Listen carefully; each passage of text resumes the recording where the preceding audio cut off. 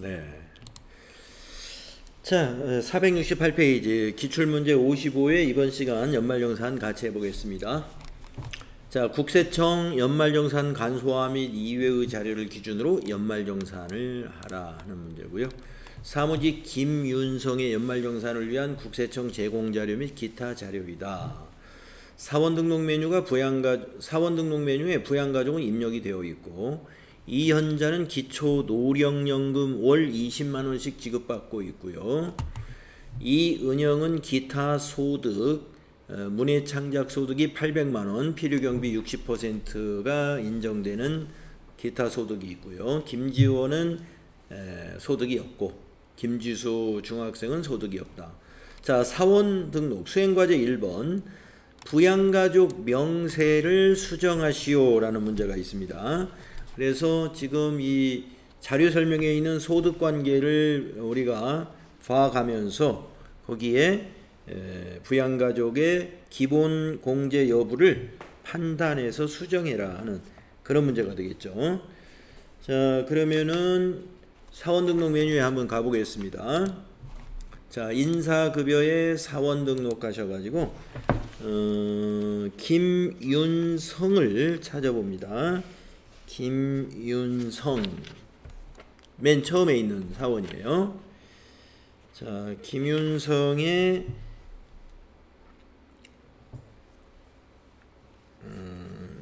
본인에 대한 걸 먼저 점검해 볼까요? 본인에 대한 거 고칠 내용이 없는지.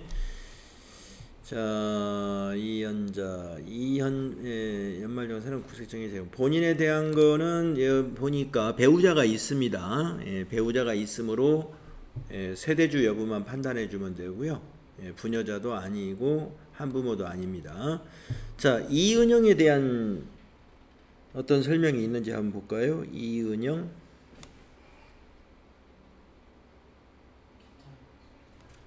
없습니까?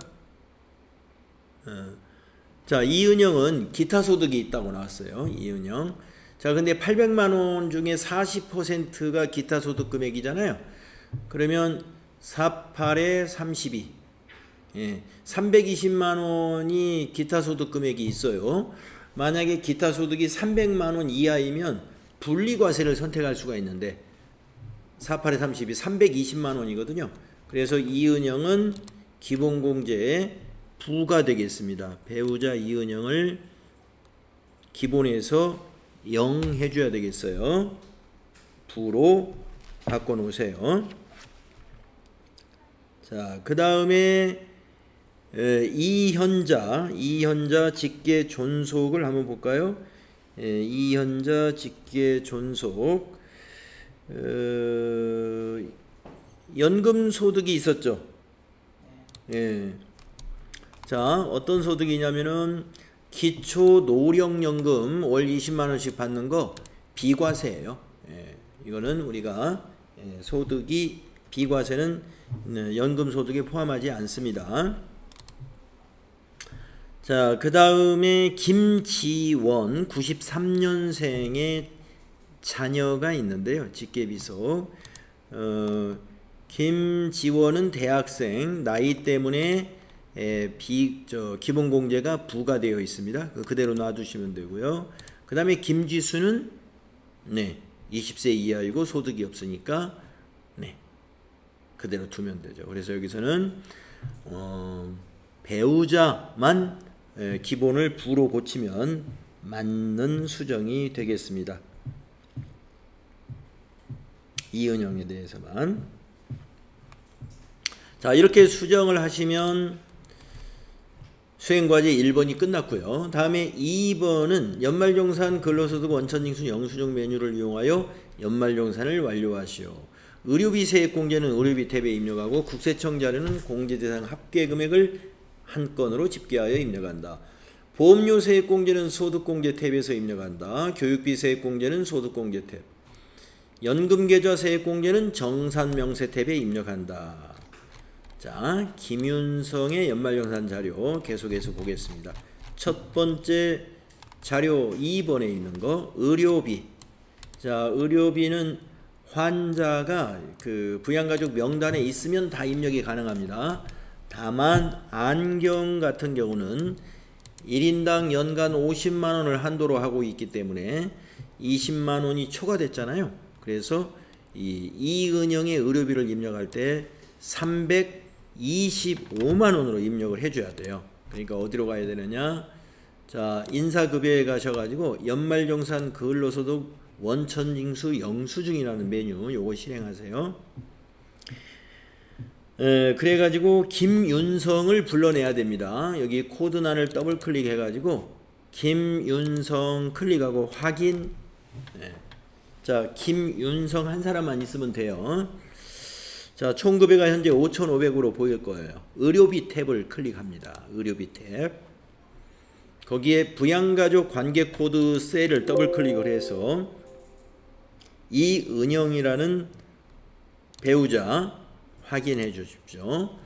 자, 이은영은 그 기타 소득이 있었지만 의료비는 소득이 있어도 관계없어요. 나이와 소득을 따지지 않습니다. 자, 의료증빙 코드는 국세청 자료니까 1번 해주시고 건수는 한 건으로 해서 지급액을 325만 원으로 입력해 줘야 된다. 네, 엔터. 네, 나머지는 입력 내용이 없습니다. 다음 그 밑에 자료를 보면 이것도 국세청 자료인데요. 보장성 보험 내역입니다. 자, 우선 종류가 보장성이고 계약자가 연말정산을 하고 있는 그 근로자가 계약을 했는가를 보시고, 그 다음에 종류가 전부 보장성인가 보신 다음에 이현자부터 입력을 하겠습니다. 이현자 보험료는 소득 공제 탭에다 입력을 하는데요. 이현자의 국세청의 보장성에다가 60만원 여기다 입력해 주시면 돼요. 그리고 김지수 35만원 있죠. 20세 이하 자녀 김지수 보장성에다가 국세청 줄에다가 35만원 입력하면 됩니다. 네. 다음 페이지로 넘어가서 교육비 국세청 자료 보겠습니다.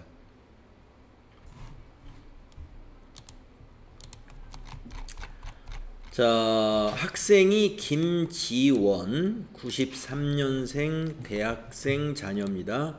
대학교 800만원 입력 가능하죠? 예. 소득이 없는 자녀이기 때문에 그렇습니다.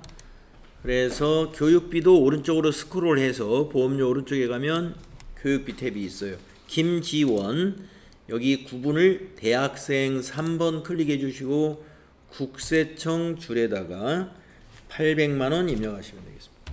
8 플러스 엔터 이렇게요. 네, 그 아래에 또 교육비가 하나 더 있습니다. 김윤성 본인이네요. 대학원. 네, 대학원 교육비 본인 거는 가능하죠. 네, 500만원 입력하겠습니다. 자, 본인의 교육비. 네, 일반의 여기 국세청 줄에다가 500만원 입력하시면 되겠습니다. 5 플러스 엔터. 구분은 그냥 본인으로 그냥 놔두시면 돼요.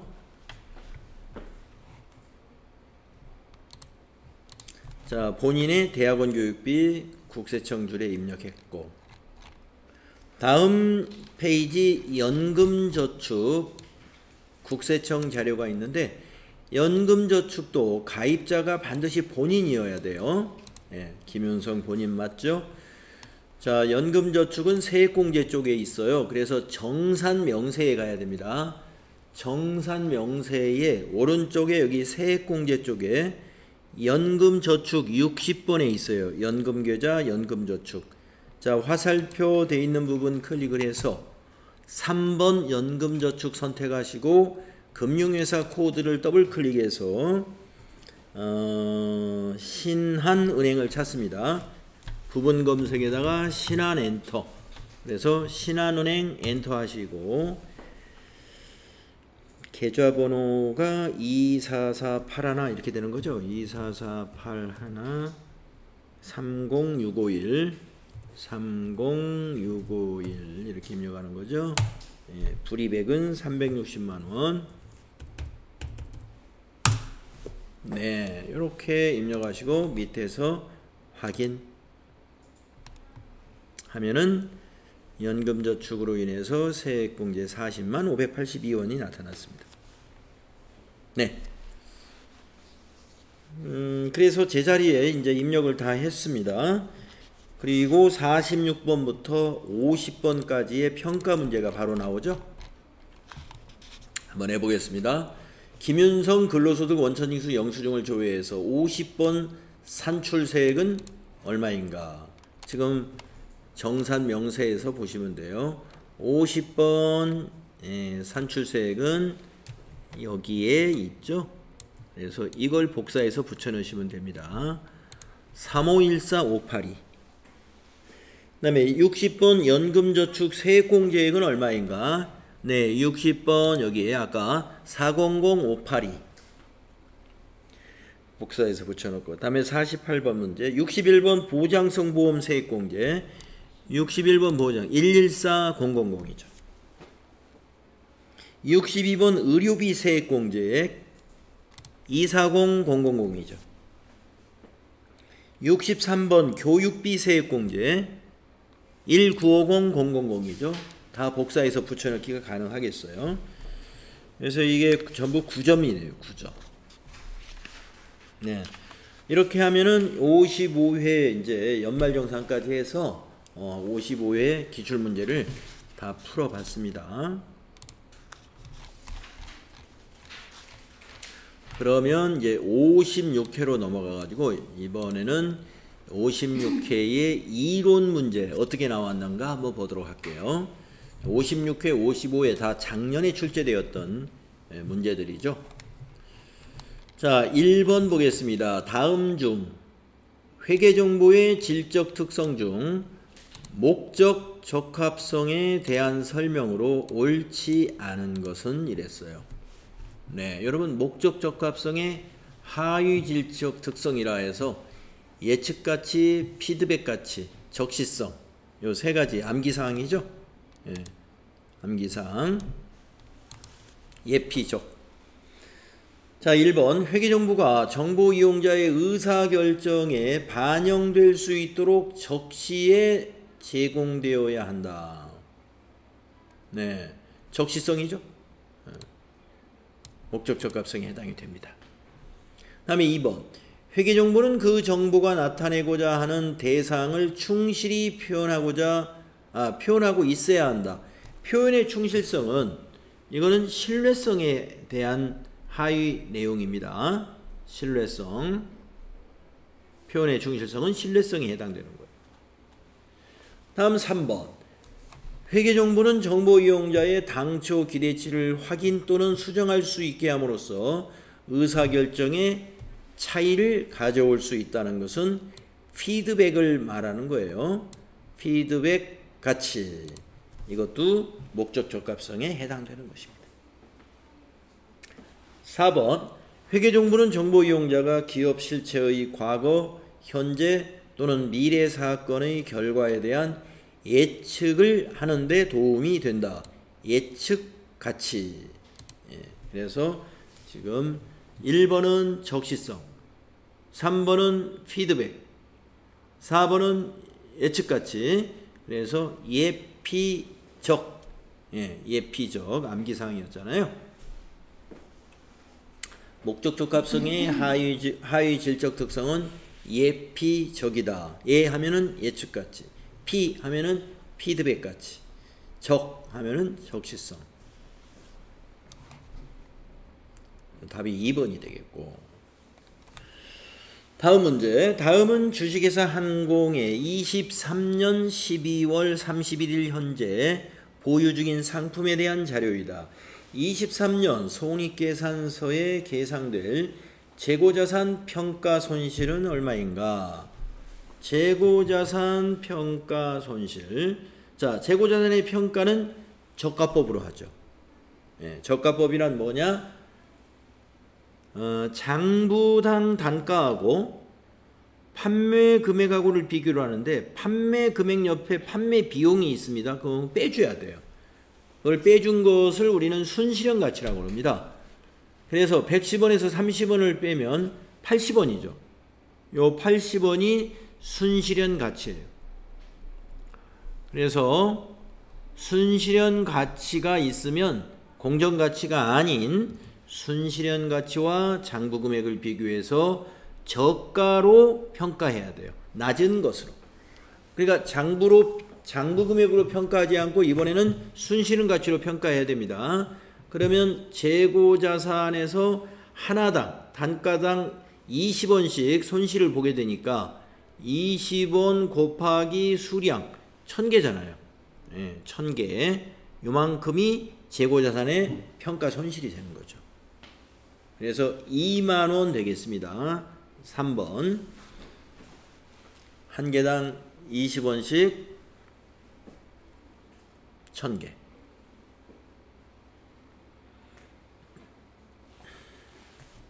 만약에 옆에 그 판매 비용이 없을 때 판매 비용이 자료에서 제공되지 않았다 그러면 이렇게 비교를 해야 돼요.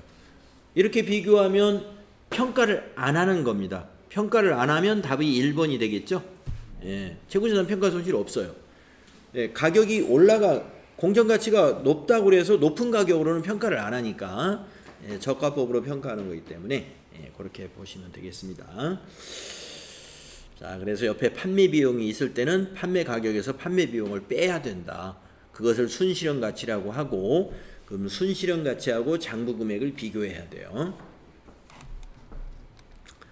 다음은 3번 보겠습니다. 다음은 주식회사 한공의 주식 발행 관련 대화이다. 주식 발행이 자본에 미치는 영향을 모두 고른 것은 이랬어요. 자, 어떤 대화 내용인가 좀 확대해서 좀 봐야 되겠다.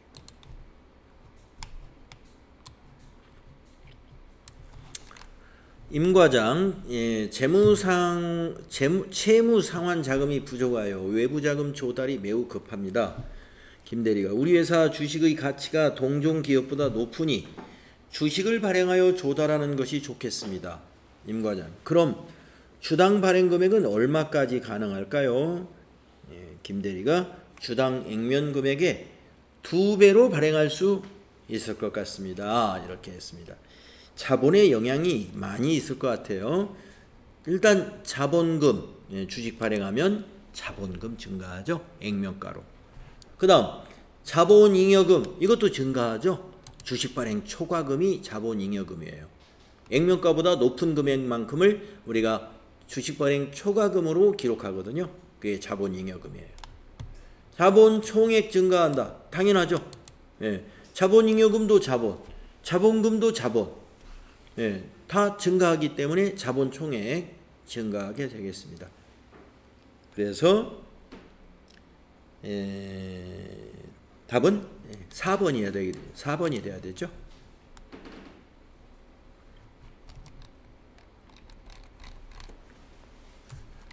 다음은 4번 문제 보겠습니다. 주식회사 한공은 21년에 장기 투자 목적으로 주식회사 공인의 주식을 100만원에 취득하고 매도 가능 증권으로 분류했습니다. 자, 2년 전, 3년 전인가요? 100만원에 취득해서 매도 가능 증권으로 분류를 했어요.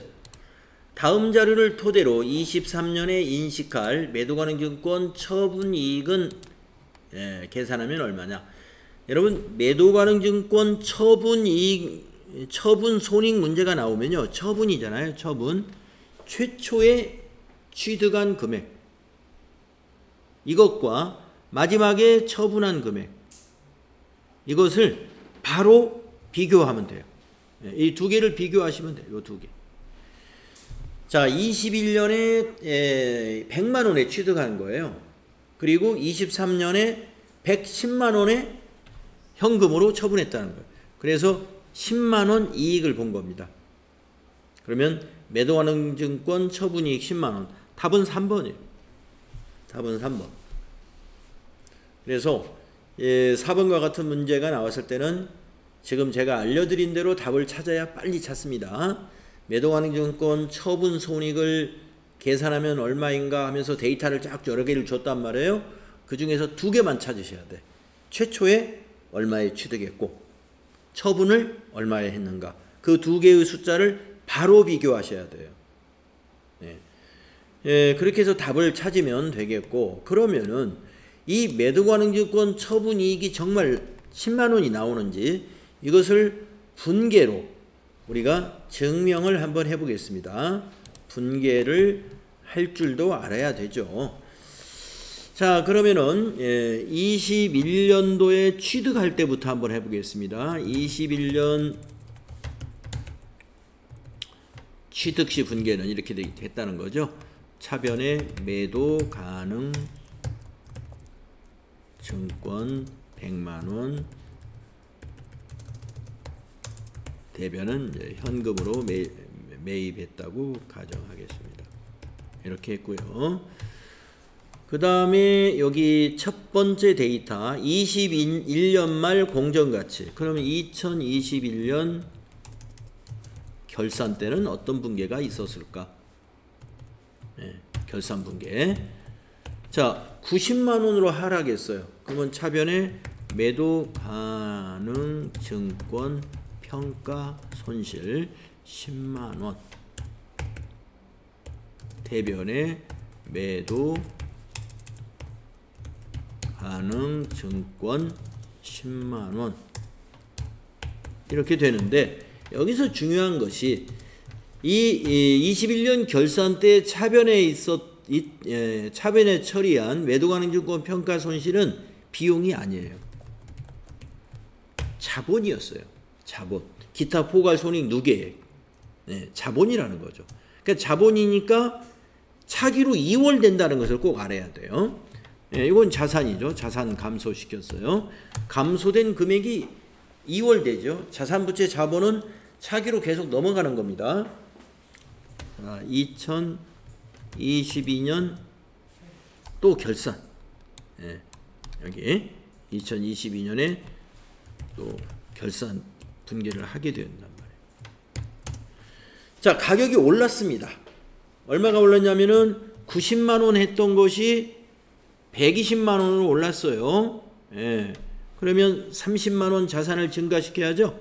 그래서 차변에 매도 가능 증권을 30만 원 증가시켜 줘야 됩니다. 그런데 대변을 어떻게 처리하느냐? 이것을 매도 가능 증권 평가 이익 30만 원 이렇게 해버리면 안 됩니다. 왜?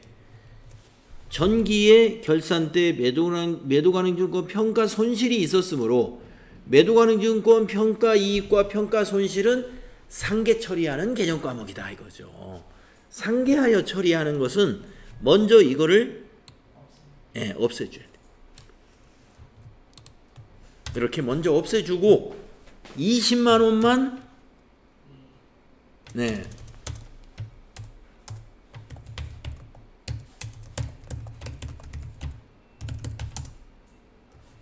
20만 원만 매도 가능 증권 평가 이익으로 인식해야 돼요. 그렇게 되면 이제 자본에서 요건 없어진 거예요. 이제 이거는 완전히 생겼다 없어졌으니까 요것만 현재 잔액이 남아 있는 겁니다. 매도 가능 증권 평가 이익이. 그런데 이제 23년에는 무슨 일이 있었냐면은 결산을 한 게 아니라 이걸 이제 처분해 버렸어요. 처분할 때는 자산도 없어져야 되고 저 매도 가능 증권 평가 이익 자본으로 유보시켜 놓은 것도 같이 없어져야 돼요. 같이 없어져야 돼요. 그래서 매도 가능 증권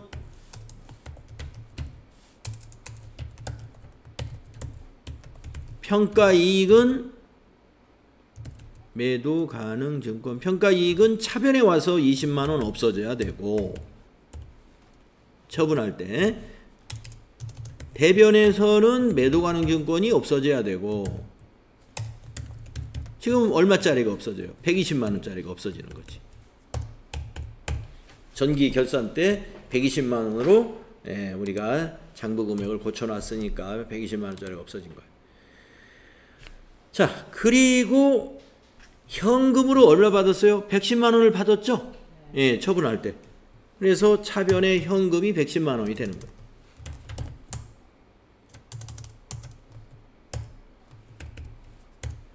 자, 이렇게 해놓고 따지는 겁니다. 그러면 차변이 130, 대변이 120이에요. 10만 원이 대변이 작잖아요. 그러니까 이만큼이 뭐다? 매도 가능 증권. 예, 이것은 처분. 예. 처분이익은 영업의 수익이니까 이건 수익으로 바로 가는 거예요. 매도 가능 증권 처분이익은 이렇게 해서 10만 원이 인식되게 된다는 겁니다. 예. 이게 인식되는 거예요. 그 흐름은 이렇게 되는 겁니다. 예, 취득에서부터 처분시까지 지금 그 상황에 결산 때마다 평가한 것을 다 반영해 가지고 회계 처리가 되면은 이런 흐름으로 회계 처리가 되는 거예요. 근데 우리가 이걸 답을 찾자고 이렇게 취득시부터 시작해서 매기 결산한 거를 다 이 분계를 추적해 가지고 이게 답을 찾는다. 네. 이 문제 너무 그렇게 답을 맞추면 너무 시간이 오래 걸리겠죠. 그래서 처음에 말씀드린 대로 매도 가능 증권 처분이익을 계산하시오. 그러면 취득금액하고 마지막 처분금액을 바로 찾아서 계산하면 된다. 이걸 알고 계시면 되겠다.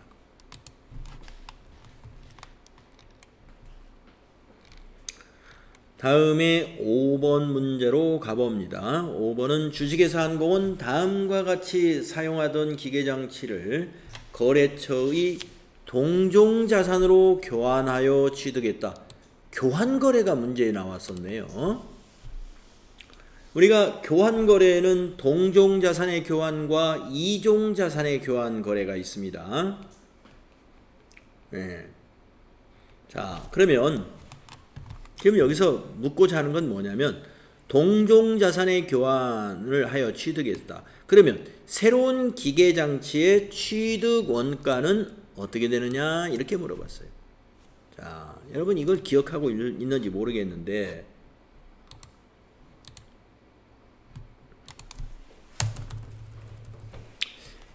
교환거래를 제가 설명하는 날 이런 얘기를 했을 거예요.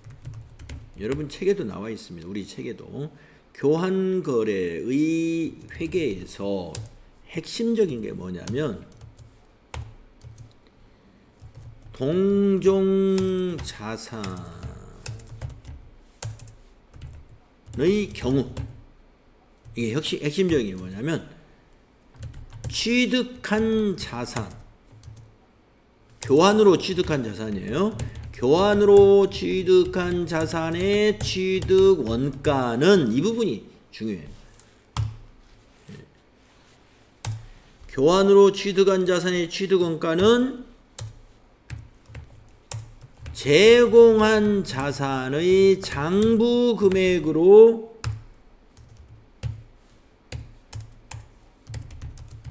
한다. 인식한다 이 말이에요. 장부 금액으로 인식한다. 그리고 이종 자산의 경우에는 그럼 어떠냐? 네, 시험에서는 동종이다, 이종이다 항상 딱 분명하게 전제를 해줍니다. 동종인지 이종인지 우리 수험자가 판단하도록 그렇게 애매하게 문제를 내진 않아요. 이건 동종이다, 아니면 이건 이종이다 이렇게 해줍니다. 이종이라는 것은 종류가 다른 자산이라는 얘기고 동종이라는 것은 종류가 같은 자산이라는 뜻이거든요. 하여튼 뭐 시험에서는 동종이다 이종이다를 분명히 정해줍니다. 자, 이종이라고 문제를 냈으면 교환으로 취득한 자산이 있을 거 아니에요? 취득한 자산의 취득 원가는 뭘로 처리한다? 제공한 자산의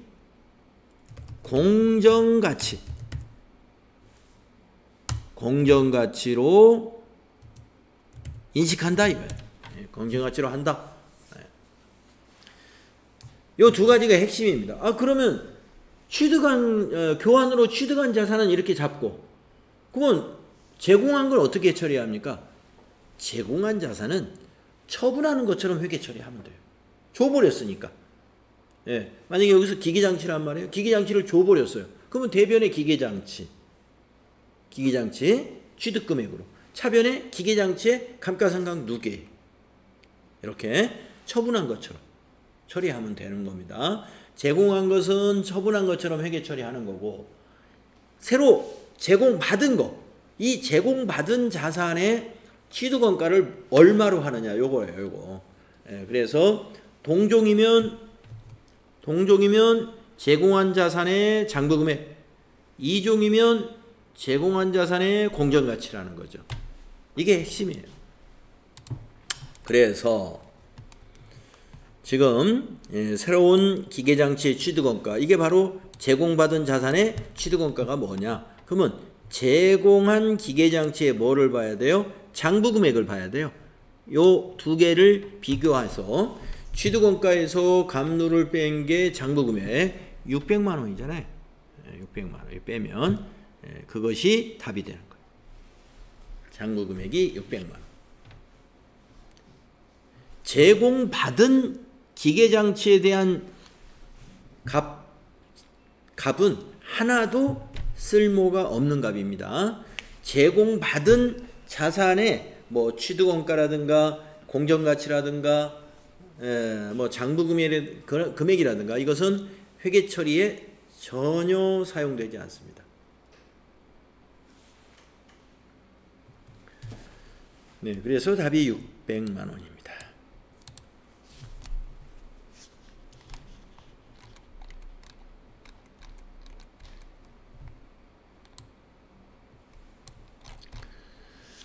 다음은 6번으로 가겠습니다. 다음 자료에 의해서 주식회사 한공의 회계 연도 말 재무상태표에 표시될 매출 채권 금액을 계산하면 얼마인가? 네, 여러분 매출 채권 외상 매출금과 받으름이라는 건데, 여기는 뭐 그런 종류가 아니고 기초 매출 채권, 당기 총 매출액, 이런 것이 나왔어요. 이런 것이 나왔으면은요, 여러분이 이렇게 T 계정을 한번 그려보는 거예요. 이게 매출 채권이다. 예. 외상 매출금이라고 생각하셔도 좋고, 그냥 매출 채권이다 라고 생각하셔도 좋아요. 자, 자산이니까 기초가 차변에 오는 거잖아요. 기초는 차변.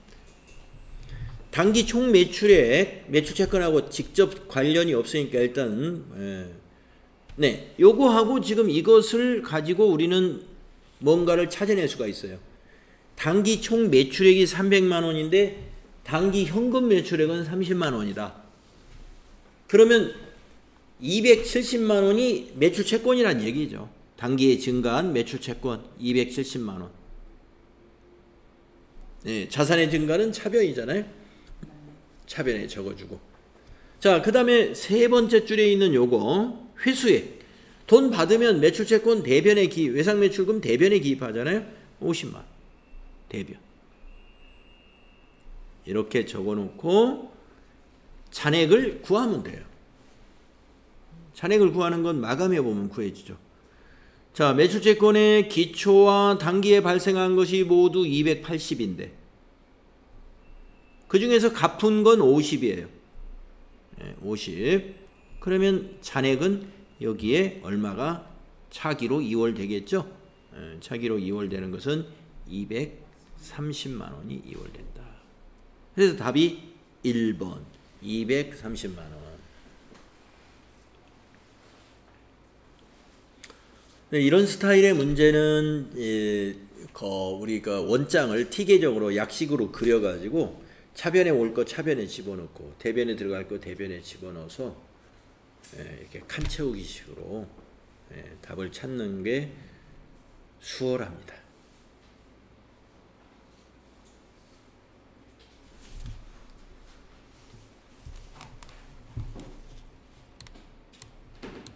다음에 7번을 봅니다. 다음 중 부가가치세법상 영세율과 면세에 대한 설명으로 옳은 것은 이랬습니다. 영세율과 면세, 우리 부가가치세법 이론에서 많이 나올 수 있는 그런 문제예요. 영세율과 면세. 1번 면세 사업자는 매입 시 부담한 부가가치세액을 공제받을 수 없잖아요. 그래서 우리가 면세 사업자는 부분 면세라고 이렇게 표현을 한단 말이죠. 매출세액은 면세지만 매입세액은 결국에 면세 사업자가 부담을 하는 거니까 완전히 면세가 아닌 거죠. 면세 사업자에게는. 1번은 틀렸고 2번 영세율 적용 대상자는 과세 사업자로서 부가가치세법의 제반 의무를 이행해야 한다. 맞습니다. 영세율 사업자는 과세 사업자예요. 하기 때문에 부가가치세법상의 제반 의무라는 게 뭐예요? 부가세 신고하는 거죠. 과세기간별로. 다 신고해 줘야 됩니다. 그래야 환급도 받을 수 있어요. 그래서 2번은 맞았고요. 3번은 틀렸겠죠. 뭐가 틀렸나 볼까요? 영세율 적용 대상자는 매입 시 부담한 부가가치세를 공제받을 수 있죠. 공제받을 수 없는 것은 면세 사업자고 영세율 사업자는 공제받아야 돼요. 받을 수 있어요. 다음에 4번 면세 사업자는 면세를 포기하지 않아도 영세율을 적용받을 수 있다. 포기해야죠. 면세를 포기하면 일반 과세자가 되거든요. 과세 사업자가 되어야 영세율 적용을 받는 거예요. 영세율 적용 대상자는 과세 사업자만 영세율 적용을 받을 수 있습니다. 그래서 면세 사업자가 영세율을 적용받고자 할 때는 반드시 면세 포기를 신청해야 됩니다. 그래서 4번도 그래서 틀린 거예요. 자, 그러면은 이제 8번으로 가보겠습니다. 8번도 부가가치세 문제입니다. 다음은 제조업을 영위하는 주식회사 한공의 23년 2기 예정신고 기간의 거래 내역이다. 부가가치세법상 매출세액은 얼마인가? 자, 국내 매출액이 700만 원이면 여기에 10% 70만 원이 매출세액이고요. 하치장에 반출한 것은 하치장은 그 판매가 일어나는 그 직매장하고 다른 곳이에요. 그래서 이것은 과세가 아닙니다. 공급으로 보지 않습니다. 다음에 세 번째 수출한 매출액은 0원이죠. 매출세액이 영세율 적용받으니까. 그 다음에 네 번째 매입세 공제를 받은 제품의 대표자 개인적인 사용. 이건 간주 공급으로서 과세를 합니다. 시가를 과세 표준으로 보고 과세를 합니다. 그러면 시가가 100만 원이면 부가가치세는 10만 원. 그래서 매출세액은 요 두 개를 더하면 되겠습니다. 3번이 되겠네요. 80만 원이다.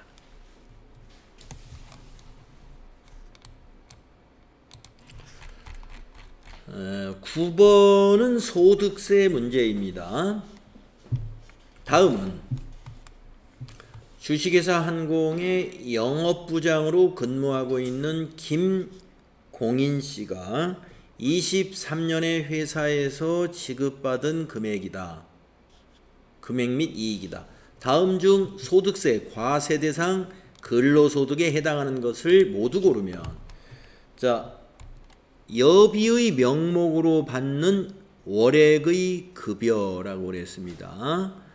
자, 여비의 명목으로 받는다. 그러면은 월액의 급여, 자가운전 보조금이면 우리가 비과세인데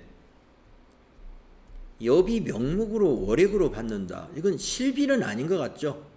네, 과세 같습니다. 자가운전 보조금은 이렇게 설명하면 안 돼요. 자가운전 보조금은 이렇게 설명하는 게 아닙니다. 이거 과세. 그 다음에 자녀의 학자금 과세. 이것도. 그 다음에 법인세법에 따라 상여로 처분된 금액 과세. 예. 그러면 라번 식사의 제공을 받지 않고 수령한 20만 원의 식대. 이거는 이제 식대 보조금이라는 거죠. 예, 중식을 제공받지 않으므로 비과세입니다. 월 20만 원까지.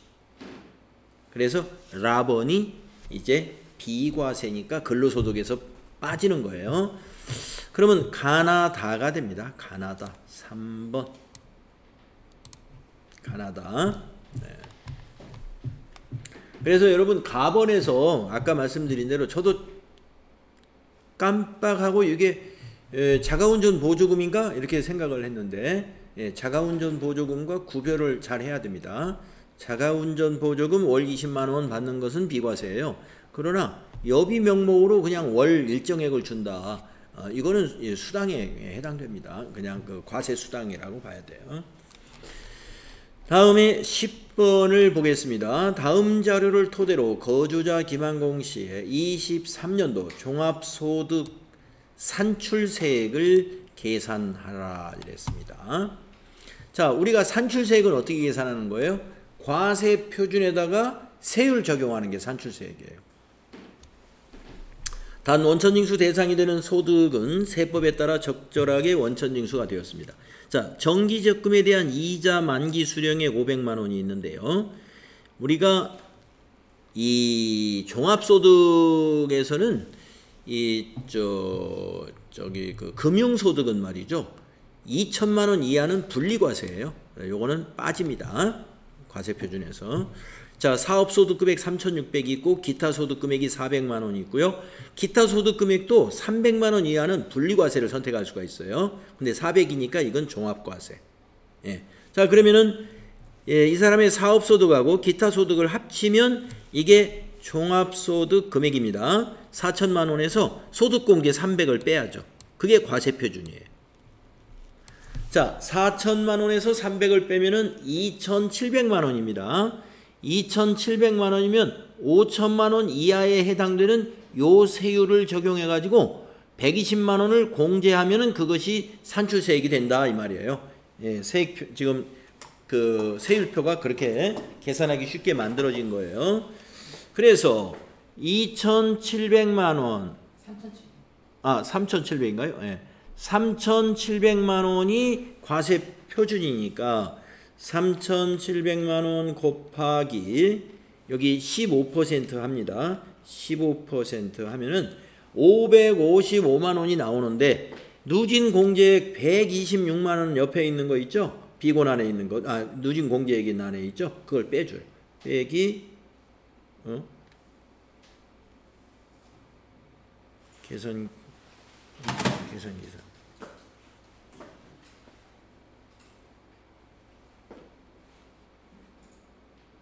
3,700 곱하기 15% 555만 원에서 빼기 126만 원. 답이 있나요? 429만 원. 네, 1번입니다. 네, 이렇게. 네. 저기 이자 받은 거 왜 빼는지 아시겠죠? 2천만 원 이하는 분리과세니까 빼주는 겁니다. 그래서 1번이다. 자, 56회에서 이론 문제가 이렇게 10문제가 나왔었어요. 여기서 여러분들이 7개 이상 맞출 수 있는 실력이면은 합격할 확률이 매우 높다. 뭐 실무 수행에서 어지간히 하면 거의 다 합격이 된다. 이렇게 볼 수가 있겠습니다.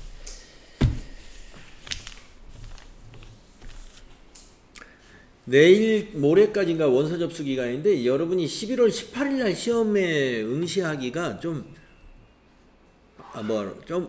조금 연습이 부족해요. 그래서 혹시라도 뭐 자신감이 있는 분은 접수해서 한번 보시든지, 응시료가 좀 워낙 세니까 또 안전하게 보실 필요가 있어서 저희는 지금 12월 달 시험을 보는 것을 목표로 해서 뒤에 있는 뭐 기출문제 다 풀고 모의고사 다 풀어보고 나서 시험 보시는 게 더 안전하겠습니다.